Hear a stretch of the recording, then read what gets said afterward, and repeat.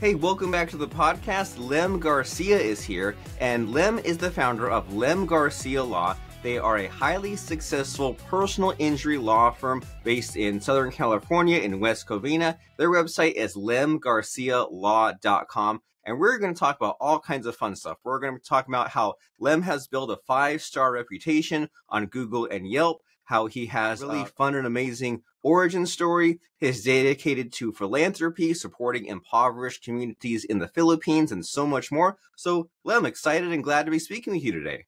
Oh, thank you for having me on. I really appreciate it. And I appreciate you too. I'm here to do my part and help you with your SEO rankings and say someone's looking up Mr. Lem Garcia and what he's all about, just to get to know you a little better. Because I love the idea that when we tune into, like, say, the radio and we hear some DJ, and maybe we've heard this person for years, and there's like this one-sided relationship. We're like, talk show host, game show host on TV, right? We get to know the person. So hopefully we'll get to know you a little bit. So we introduced you a little bit, but in your own words, what are you all about? What has you just excited and passionate these days? Well, what really has me excited and passionate these days is really just creating a law office that provides a service to the community where they can come to us. Even if we don't handle that type of case, they can come to us for help. And if we don't, if they don't have a personal injury case, at least we can guide them in the right direction. So anyone that has any kind of legal matter, they can give us a call. We'll listen to them. And then, if we can help them, great. And if not, then we can, get them to somebody else who can help them in the proper way. And I love that mindset. And, I'm glad that we started there, because there's the tendency to think like, okay, like, let me maximize my time, right? If I'm putting in 5 minutes, half an hour, I need to make the most money from that. And sometimes we do things that might seem like a waste, right? Like going to networking events, like answering the phone, as you say, for someone who maybe they're not a buyer right then, but you can then send them to somewhere else. And that helps your relationship with the person that you're referring to. But it also kind of makes you like an accessible person. But I imagine that you might drive yourself crazy a little bit and say like, well, is this like a good use of my time? So do you have any thoughts on that? Like this idea of, well, I'm going to be a useful resource, but I also need to make money. How can you help us tap into this idea of doing some of the free work now that pays off later? Yeah, I mean, that's a good point. I think a lot of attorneys, even me from time to time, have a hard time saying, okay, this person that's on the phone with me or even in person that walked in is talking about a case that I'm not going to make any money on. But I think big picture, if we just help out everybody that we can and spend time with them, in the end, it's gonna work out, because that person said, oh, hey, that person was really nice, and they'll remember us. And then down the line, if they get into an accident or they have a case for us, they'll remember us and they'll come back. So it's not always about that second making money on that person. But I think, just if you're showing that you're just helping people, they'll remember that. And in the end, you'll come out on top. I love it. And it makes you feel good, maybe even gets the gears turning for some YouTube content. So it still pays off in the unexpected ways. And so why personal injury? Out of all the things you could do, all the kind of law practices you could have built, why this space? Well, to be honest with you, when I opened the firm, it wasn't only personal injury. I opened up the firm. I wanted to just help people. And I said, okay, well, what can I do to help people? So it was, personal injury, workers' comp, estate planning, social security, disability benefits. Like, these were things that I thought I could help out people in the community with. And then the people that came were mostly car accidents. So I said, well, let me just focus on this. Let me get really good at this particular area of law and just go all in on that, because that's what most people were coming in for. And it was something that I really saw, because when I was marketing, I was looking at different offices, and I said, there's a lot of bad reviews for different firms that handle personal injury. So I said, I think I can improve this area of law by just taking those reviews and making sure that I don't do those things and improve on it, and then just focus on that and do the best that we can in personal injury. Wonderful. And I've heard this referred to as choosing your major, right? Like, you choose a major in college, but then with lawyers, you hear that maybe they specialize in big law or tax law. So you said, okay, personal injury, you're good at it, you like it, and then you see it being kind of underserved or mishandled by others. And so, like, what do we need to know? Like, what are the basics of this personal injury thing? Like, how does someone know if they're a candidate for coming in to you and contacting you? Well, as far as personal injury goes, you have a good case when three things are met. Number one, you're not at fault for what happened. Number two, there's some kind of damages involved, bodily injury, or your car is damaged. And then lastly, if there's insurance to cover everything, or if the other person, the defendant, has assets to pursue. So if you check off those three boxes, you have a good case that we can help you pursue. As far as contacting us, I mean, I think any legal matter, if you need help with it and you don't know where to start, you're like, I don't even know if I need an attorney. I don't know where to turn to. We talk to everybody. They can ask for me, and I'll talk to them and see if we can help out or get them to somebody that can help out. Wonderful. And so when someone does contact you and it does become something, like a path that is to pursue, like what's that usually like? Because you think, okay, when there's a car accident, maybe there's like insurance involved or police involved, but at what point does that not work? And at what point does someone need to then contact you? I think from the very beginning, it's important to talk to an attorney. They don't have to, call us. We appreciate the call. We want to help out. But I think as soon as you get into an accident, after you get things sorted out, call an attorney. The call is free. The advice is free. And you at least know from the beginning, well, okay, this is what they offer. This is what I should do. And then, decide for yourself if you want to get an attorney or not, because there really is nothing negative that comes out from talking to a personal injury attorney after an accident. That's good advice. There's no harm in just having that initial conversation. And I saw something on your website that, like a moment ago, or like before we did this call, that was like the cost to you is less than the settlement, or something along those lines. Could you explain that? Oh yeah. So our guarantee goes a bit further than there's no fee if there's no recovery. So we promise clients that the fee that goes to our office, to Lem Garcia Law, will be less than how much they walk away with after the attorney's fees and the medical bills are paid. So there's a lot of situations where someone gets seriously hurt and they have a lot of medical bills to pay, and there's only so much recovery. There's only so much compensation that they can get because there's only so much insurance coverage. And in a situation like that, there's this, it's possible where the attorney's fee can be more than how much the client walks away after the medical bills are paid. Wonderful. So the attorney's fee is a third, and then there's 2/3 left, but then the medical bills are 50%. That leaves the client with less than a third of the recovery.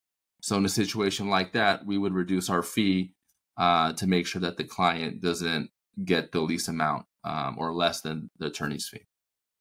Okay, well that's great to know. That's a wonderful guarantee. And then so then people go through this process with you. They get the help that they need. What is maybe like not known or not discussed enough about personal injury? What's not discussed enough, like it just in the public, what I think is missing? Yeah. What I think is missing in the conversation is just, I think, how much the insurance companies would like the extent that they will go to decrease how much you recover in the end, because they have a lot of commercials. I think you just watch TV for half an hour, you'll get at least 2 or 3 car insurance commercials with a celebrity or somebody funny that makes you say, okay, I'm gonna makes you want to trust the insurance company, right? And I think the insurance company, as much as they say that they're your good neighbor, or that they'll be there for you when something happens, in the end they're a business and they're trying to pay you as little as possible. And so you need someone that's going to actually advocate for your rights and advocate for how much you should walk away with in the end. And you should contact an attorney to see what your case is potentially worth, versus just talking to the insurance company what they want you to do and then sell it for your case for pennies on the dollar of what it's truly worth. And that makes logical sense. You want someone who's definitely on your side, not someone who like, well, maybe they're on your side, but they also want to save as much money as possible. And like, do you think that having a personal an injury attorney is overkill, or do some people kind of think that like, well, do I really need this? No, absolutely not. It's not overkill. Everybody after an accident, even if you're at fault for what happened, you should talk to a personal injury attorney just so that you're fully aware of your rights. Again, the call is free, the consultation is free to get advice and to know what's right, because we have a duty to do what's best for you. The insurance company does not. And so, the advice that we give you is will be, absolutely to do so that you can do what's in your best interest.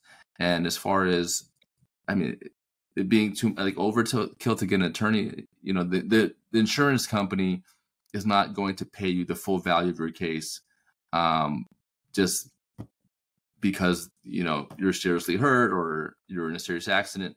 They're still going to try to find ways to minimize what they're paying you, because every dollar that they don't pay you, that's a dollar that they save. And so it helps to have someone like you who knows the ins and outs of this versus if you're just going it alone and it's the first time you've gone through this process. And so I'm really curious about like the growth that you've experienced, right? And there's different kinds of growth, right? There's personal growth as a person, like finding the confidence, but there's also the growing of your business. So what have the last few years been like, and what's the transformation been? Wow, that's a good question. So I've never really had a minute to think about that. But I would say, from the beginning. So this was about 10 years ago when I started to now. There's a lot more confidence in what needs to get done, not just on the business side, but with the cases. And I think just with managing clients and talking to the insurance carriers and dealing with other attorneys, I mean, there's a lot of confidence that comes with the 10 years of experience in the hundreds, if not thousands, of cases that have come across the office. So just really knowing how to navigate everything. Going through COVID was difficult. There's no cars on the road, so there's very few accidents. But we managed to get through that, not let anybody go. And in the end, it's just having that security and knowing that everything is going to be okay. Like if you do what's right for people and do what's right for their cases, ultimately everything is going to pan out just fine. Yeah, optimism, gratitude, confidence, and I'm always amazed I'm always amazed with like lawyers and attorneys where their communication and their leadership and their time management is always like really good. Like it has to be, right? In order to deal with all these steps, deal with all these people. And so do you have like a secret to your success, like organization wise, time management wise, that maybe is like a step above others? Yeah, I think I do a really good job of just making sure that there's no moment that is wasted. So whether I think, I'm in the car, I'm talking, I'm not just driving to where I'm going or listening to music. I'm talking to a client or talking to an adjuster, talking to another attorney. Or if I don't need to make any phone calls, then I'm listening to a book on tape, something that's going to help me develop as an attorney, or I'm listening to motivational YouTube videos. There's always something that I'm doing. Or if I'm working out, I'm just not working out. I'm on the treadmill, like watching something that's going to, also help me out in the business. Those YouTube videos that I mentioned, or some, um, something that's going to educate me about the practice of law. Just whatever I can do to continue pushing and moving the ball forward with my practice. I'm always finding ways to do something that's productive. I love that. And they say something like if you, on like the average time of a commute, if you listen to like audiobooks, podcasts for 3 years, then you end up getting the equivalent of a 2-year college education. And like that time adds up. And what's Yeah. reassuring to me is that it doesn't necessarily mean we have to like be like 100% stressed all the time. You can, listen, like you said, listen to motivation, listen to podcasts, or like do make a phone call to someone you haven't spoken to in a while. And so this way you make the use of your time, but you can also have sort of downtime in a sense, like you do it while you're working out. So that's great to know and great to hear. And then so next, kind of for selfish reasons, I'm always kind of looking into what people are doing to market themselves. And it's always fun and interesting to talk to people who are outside my space, such as you, right, in the legal profession. And there's always the thinking about like the PR and the SEO, and here you are doing a podcast. So like, what do you like to do to get the word out about you and your law practice? I think we do a little bit of everything. There was a point when I was really heavy into social media, TikTok and Instagram and making reels, and that, got a lot of attention. Now I'm, that doing that because being really, really busy on social media, making content is really time consuming and exhausting. So I really couldn't continue doing that as much as I'd like. But I think what's really huge for us, and it has been since the beginning, is SEO. And I think in 2014 compared to now, the game is a lot different. Everybody is doing SEO. And I think we got in at a time where not everybody was. I feel like everyone's all in on SEO right now. It wasn't like that in 2014. So we're really have a big advantage that we started out when people weren't doing it, and we got a leg up. And now it's just a matter of just continuing that push, creating content online, and just creating as much content as possible. Just create content, get it out there. You never know who's listening or how people come across your business, but everyone's searching something online or watching something online, and you don't know where they're gonna be exposed to your context. So you just create a bunch, and then I feel like the more that you make, the more attention that you get, and the more clients you end up contacting, getting in the end. 100%. I completely agree with you that it's a good habit to have, especially like putting out the useful information and the super specific stuff, because like we all do, right? We all search like a super specific phrase for my exact situation. So if we just made like 3 or 4 videos and called it quits, that wouldn't be good. Like if you have this habit of making lots of little videos for very specific situations, it's very helpful. And these are all paths leading back to your website, especially like what you said, what we're doing right now, right? We're recording a podcast, put it on YouTube, we'll put it on the podcast platforms, make the reels to hopefully rank for some of these phrases like West Covina, car accident attorney, car accident lawyer, things like that. And so it's good in any profession for us to think about like, what can I do to get ahead? And so it's also my understanding that you also give back as well, because that's what it's all about, right? You earn your money, you get the business, but you also help others. And so what is this philanthropy in the Philippines all about? So yeah, this is something that we started recently, and I really want to start doing more of it. But I think a couple months ago, we had an event in the Philippines where we were just giving away basic necessities to people that were affected by that typhoon over there, and a lot of people came out. We have some team members out there that are working remotely over there already, and they said, yeah, we can go to this local village and then buy just a lot of necessities for them. Food, just basic kitchen supplies, just a lot of different things that we take for granted, I think. And just we got that, gave them, put them in a bag, and just had an event with everybody in that community that just came out. And it was a good event, and it was really touching to see how much the little things help out, and how much they matter to people when they don't have them. And it's something that's small that we can give. And I'm just looking forward to being able to do more things like that over there.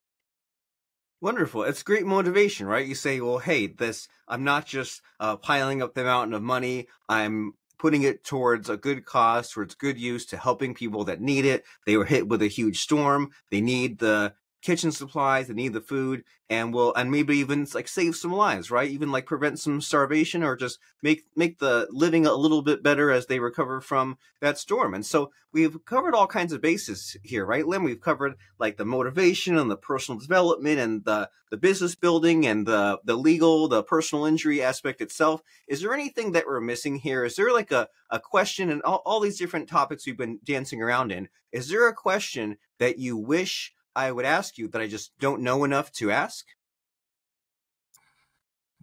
ask myself a question that, I mean, I guess just the basic, like, what advice would you give to someone that's starting out a business? And I think the answer to that is you take the risk or you lose the opportunity. Because there's a lot of things that we come across as entrepreneurs and a lot of risk involved. But a lot of those times, that risk is really an opportunity for you to do something that's bigger than you can imagine. And taking that risk is something, every entrepreneur needs to take.